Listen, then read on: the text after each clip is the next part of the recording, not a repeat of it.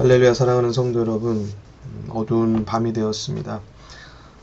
여러분들이 이 말씀을 듣는 시간이 오전이거나 또는 저녁이거나 어느 때나 상관없이 하나님의 말씀이 여러분들 가운데 꼭 필요한 시간, 여러분들의 마음에 깊이 들어갈 수 있는 시간에 역사하기를 주의 이름으로 축원합니다. 오늘 말씀은 잠언 13장 4절에서부터 보겠습니다. 게으른 자는 마음으로 원하여도 얻지 못하나 부지런한 자의 마음은 풍족함을 얻느니라. 그냥 읽어서는 그냥 마음으로 원하는 거 얻지 못할 수도 있지, 그런 정도의 문장 같지만 조금 이제 다른 성경을 통해서 보면 게으른 사람은 아무리 바라는 것이 있어도, 그러니까 우리가 너무 간절히 원하여서 막 마음 절절하게 원하는 것, 그러한 표현인데 표현 전달이 조금 약한 것 같습니다. 게으른 사람은 아무리 바라는 것이 있어도 얻지 못하지만 부지런한 사람의 마음은 바라는 것을 넉넉하게 얻는다라는 그러한 표현의 문장입니다. 지난 시간에도 우리가 함께 이야기하였지만 게으른 자가 있으면 참 가정 가운데는 어렵고 힘든 일입니다. 만약에 가장이 게으르다고 하면은 그러면 그 가정에는 소망이 없죠. 만약에 아내가 게으르다고 해도 그건 또 남편이나 아이들에게 굉장히 힘들고 어려운 일들이 되겠죠. 자녀 중에 게으른 자가 있다라고 하면은 참 부모의 마음은 억장이 무너지는 겁니다. 우리들이 자녀들에게 물려주어야 될 것들, 소중한 것이 믿음이 있고요. 그 다음에 또 하나는 부지런함을 물려주어야 합니다. 부지런한 자들은 무엇을 하든지 간에 최선을 다하게 되어 있고요. 무엇을 하든지 간에 미래가 있고 장래가 있고 소망이 있습니다. 사랑하는 성도님들의 자녀들이 다 부지런한 자가 되기를 주님의 이름으로 축원합니다. 잠언 6장 6절에서 11절 말씀을 통하여서 또 이렇게 게으름과 부지런함에 대해서 교훈을 받은 적이 있습니다. 게으른 자여 개미에게로 가서 그 하는 것을 보고 지혜를 얻으라.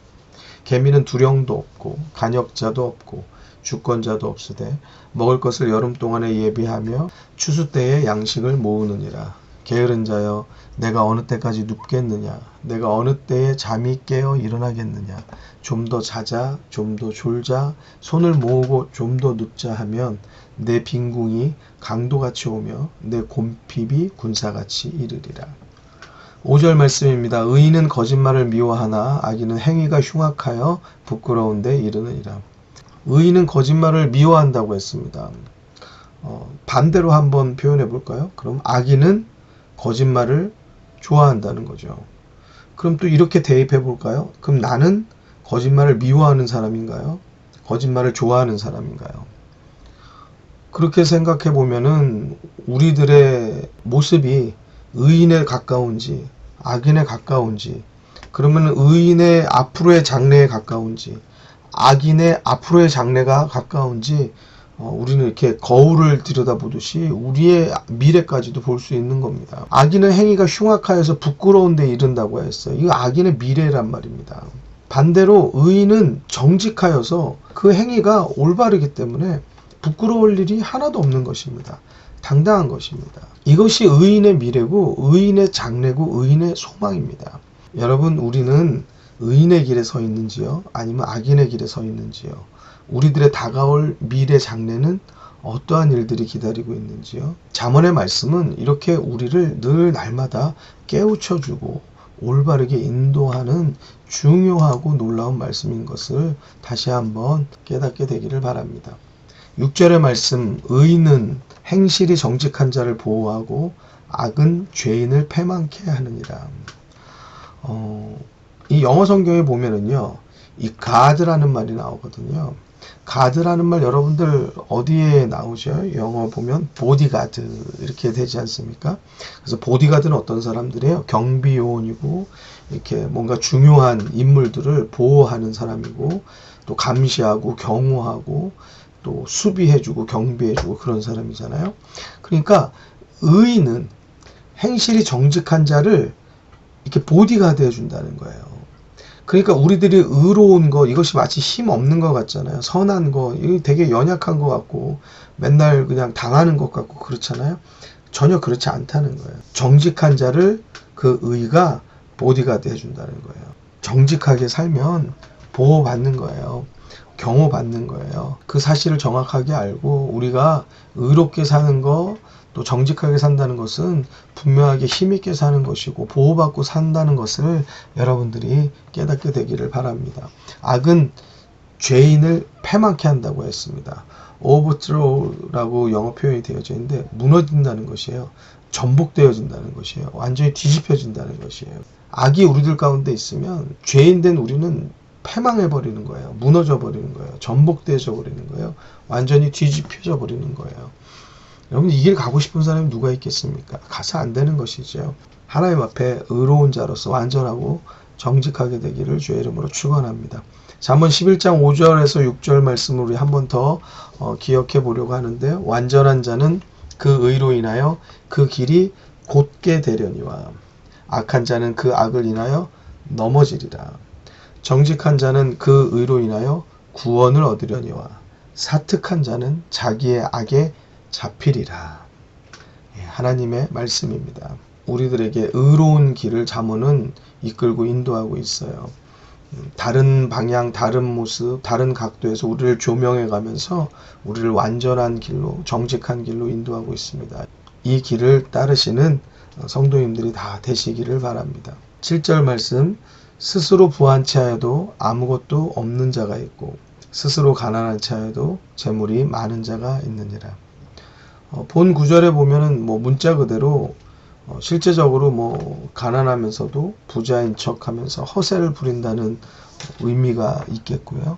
많은 재물을 소유하고 있으면서도 그 재물을 하나님을 위해서는 쓰지 않는 사람. 각자 많은 사람들이 그 재물을 쓰는 데 있어서 그 기준들이 다 있단 말이죠. 어떤 사람은 먹는 거에는 그냥 막 아낌없이 쓰는 사람이 있는가 하면, 또 어떤 사람은 먹는 거에는 굉장히 아끼는 사람이 있고요. 남이 보기에 나의 모습을 중요시하는 사람은 옷을 산다든지 차를 산다든지 이런 거에 있어서 굉장히 중요하게 생각하는 사람이 또 있고요. 어떤 사람은 집을 사는 거에 굉장히 중요하게 돈을 쓰는 사람이 있는가 하면 그 집에 인테리어 하는데 돈을 또 크게 쓰기도 하는 사람이 있기도 합니다. 각자마다 그 재물을 사용하는 그러한 기준들이 있는데, 어떤 사람은 남을 구제하고 기부하는데 또 굉장히 많은 부분을 사용하는 사람들도 보게 됩니다. 우리가 무엇을 얼마나 가져서 부자이냐 가난하냐, 이건 큰 문제가 아닌 것 같아요. 오히려 가난한 사람들이 어려운 사람을 더 많이 돕는 경우도 참 많습니다. 오히려 많은 것을 가졌음에도 불구하고 그냥 더 움켜쥐고 사는 사람도 굉장히 많습니다. 그런 사람들 보면 참 안타깝고 정말 가난해 보여요. 우리들은 무엇을 얼마나 가졌냐가 문제가 아니고 정말 옳은 곳에, 좋은 곳에 재물을 잘 쓸 수 있는 부유한 성도들이 되시기를 주님의 이름으로 축원합니다. 특별히 하나님을 위한 일에는 여러분들이 아낌없이 쓸 수 있는 마음을 가질 수 있기를 바랍니다. 이 세상의 모든 것이 다 하나님의 것입니다. 하나님을 위하여서 쓴다는 것, 그것은 써서 소비되어지고 가난하게 되어지는 것이 아니라 우리에게 더 필요한 것들을 채워주시는 귀한 복의 비밀이 되고 복의 지름길이 될 수 있다는 것을 저는 믿습니다. 여러분들 가운데서도 그러한 믿음 가지고 하나님을 위하여서 아낌이 없는 그러한 믿음 갖게 되기를 주님의 이름으로 축원합니다. 8절의 말씀입니다. 사람의 재물이 그 생명을 속할 수는 있으나 가난한 자는 협박을 받을 일이 없느니라. 여기서 생명을 속한다라는 이 속하다의 원어는 이 코페르라는 말로써 속전, 뇌물, 몸값 이러한 뜻의 의미를 가지고 있습니다. 그러니까 재물이 많은 자가 납치를 당한다든지 유괴를 당한다든지 포로가 된다든지 이런 위급한 상황에서 돈으로 자신의 생명에 대한 이게 값을 지불할 수 있다는 거죠. 그 속전이라고 하는데, 이것을 지불할 수 있어서 자기 생명을 구할 수 있다라는 그러한 내용을 내포하고 있어요. 그런데 그 다음 문장이 어떻게 나오냐면, 가난한 자는 협박을 받을 일이 없다라고 말씀하고 있거든요. 그러면 이것은 앞의 내용하고 같이 대조화해서 볼 때 이러한 측면으로 보는 게 더 맞는 거예요. 그 자기가 가지고 있는 많은 재물이 자기 생명을 구할 수 있을 것 같지만 자기 생명을 구하는 게 아니라 그 재물 때문에 오히려 몸값을 치르고 속전을 치러야 되는 일들이 오히려 있는 것이다. 9절의 말씀입니다. 의인의 빛은 환하게 빛나고 악인의 등불은 꺼지느니라. 말씀을 떠나서 우리는 이런 과정과 결과를 원합니다. 당연히 의인이 빛나고 악인이 꺼지는 일, 그러한 것을 우리들이 원하죠. 악인이 잘 되는 것, 그게 좋겠습니까? 그걸 바라는 사람은 없습니다. 그런데 문제가 여기에 있어요. 악인이 잘 되는 것을 바라지 않아요. 그런데도 불구하고 우리는 악인이 돼서라도 우리의 원하는 것을 얻고자 하는 그러한 마음이 우리 마음속에 다분히 있다는 거예요. 이런 잘못된 모순의 마음이 우리 속에 있다는 것입니다. 우리가 그 모순을 깨달아서 알고 있으면 우리의 모습을 한층 정직하게 조금 보고 서게 되는 것인데, 우리가 그 모순을 모른 척 해버리면 우리는 한층 어디에 가 있냐? 거짓의 한 발을 디디고 서게 되는 것입니다. 사랑하는 성도 여러분, 하나님의 말씀은 의인에게 장래가 있고 의인에게 소망이 있음을 말씀해 주고 있어요. 늘 말씀 따라서 의인의 길을 걸어서 또한 하나님께서 붙잡아 주시는 길을 걸어야 할 줄로 믿습니다. 10절의 말씀, 교만에서는 다툼만 일어날 뿐이라 권면을 듣는 자는 지혜가 있느니라. 서로의 의견을 수렴하는 곳에는 다툼이 없죠. 내 것을 주장하기 시작하면 서로 분열이 일어나고 부딪히는 일이 벌어지는 것이죠. 결국에는 남의 이야기를 권면을 듣지 않는다는 것은 무지한 자들이고 교만한 자들이라는 것을 성경이 말해주고 있습니다. 11절의 말씀, 망령되이 얻은 재물은 줄어가고 손으로 모은 것은 늘어가느니라. 망령되이 얻은 재물이라는 것은 부정하고 불법적인 수단으로 취득한 재물을 말하고 있습니다. 그러한 잘못된 재물은 줄어간다는 것이에요. 없어진다는 것이에요. 그리고 손으로 부지런하게 성실하게 모은 것은 늘어가게 된다 말씀합니다. 12절, 소망이 더디 이루게 되면 그것이 마음을 상하게 하나니 소원이 이루는 것은 곧 생명나무니라. 소원의 성취가 영적이나 육적이나 삶의 생기를 북돋아 주는 것이 맞죠. 우리의 목적을 달성하면 성취욕이 생기고 또 활력이 생기는 것 맞습니다. 그렇지만 이게 더디 되어지면 우리들의 마음이 상할 때가 많습니다. 특별히 여러분들의 기도의 소원들이 있죠. 그러한 것들이 주 안에서 다 이루어지게 되기를 주님의 이름으로 축원합니다. 13절, 말씀을 멸시하는 자는 패망을 이루고 계명을 두려워하는 자는 상을 얻느니라. 계명을 두려워하면 바른 길을 선택할 수밖에 없는 것이에요. 말씀을 멸시하면, 무시하면 잘못된 길을 선택할 수밖에 없는 것이에요. 바른 길의 끝에는 상이 있고 잘못된 길의 끝에는 패망이 있는 것이지요. 우리들 모두가 다 상을 얻는 성도가 되어야 되겠습니다. 14절, 지혜 있는 자의 교훈은 생명의 샘이라 사람으로 사망의 그물을 벗어나게 하느니라. 이 문장은 단순한 내용을 다루고 있지 않아요. 도구를 다루는 기술, 일반적인 상식, 지식, 삶의 지침, 이런 것이 아닙니다. 죽느냐 사느냐, 생과 사를 결정짓는 중요한 결정을 말하고 있어요.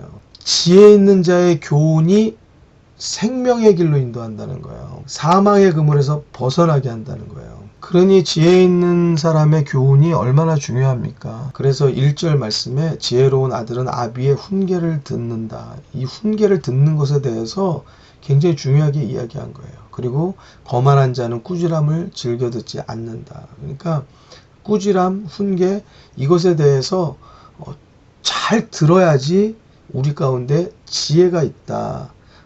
교훈이 된다. 이것을 서두부터 말씀해 두었던 것이죠.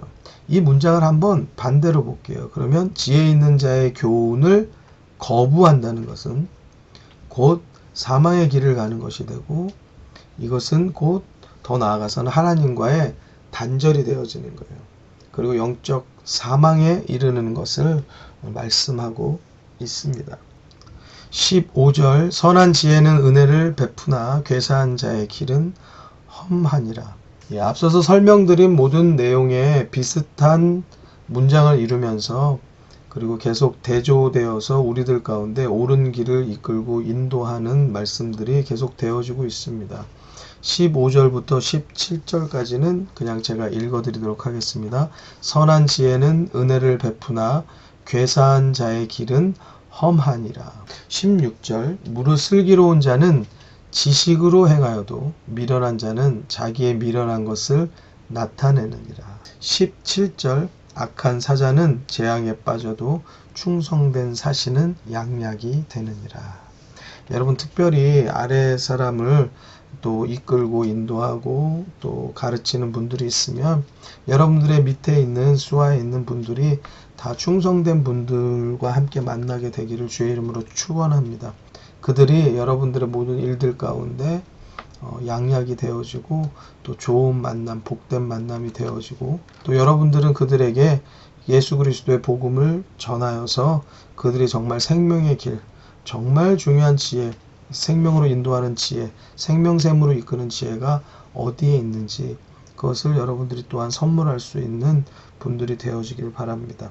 육신의 생명을 얻어도 귀중한 것인데 여러분 우리에게 영원한 생명을 얻을 수 있는 길을 우리에게 알려주는 사람이 있다면 그것처럼 귀한 일이 어디 있겠어요. 육신이 아파서 내 질병에 대하여서 어느 병원이 잘 고친다 또는 어느 의사가 잘한다 어느 한의원이 잘한다 그러면은요 거리하고 상관없이 2시간을 가든 또는 지방 어디 몇 시간을 가든 우린 다 찾아갑니다. 그만큼 육신의 생명이 소중하단 말이죠. 그런데 우리를 만나서 하나님을 알게 되고 예수 그리스도의 복음을 알게 되고 우리가 죄에서 속죄할 수 있는 방법을 알고 천국 가는 길을 알려준다. 이것보다 귀한 일이 어디 있습니까? 여러분 영원한 생명을 전할 수 있는 믿음의 성도들이 되시기를 주님의 이름으로 부탁을 드립니다. 우리가 같이 기도하실 때 14절의 말씀 지혜 있는 자의 교훈은 생명샘이라고 했거든요. 우리가 지혜로운 자가 되기를 위해서 한번 기도했으면 좋겠어요.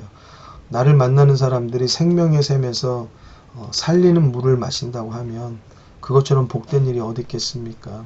우리가 어려운 사람한테 우리 지갑에 있는 돈을 나눠준다고 해도 참 고마운 일인데 그들에게 사는 길을 또 생명의 길을 알려준다고 하면 그것보다 더 귀중하고 그것보다 더 값진 일은 없는 것이죠.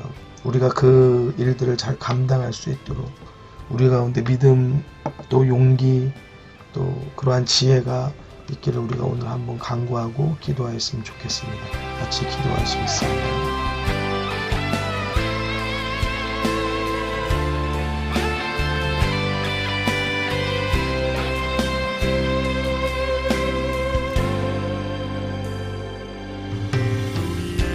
소원이 하나 있네. 주님 다시 오실 그날까지 우리 가슴에 새긴 주의 십자가 사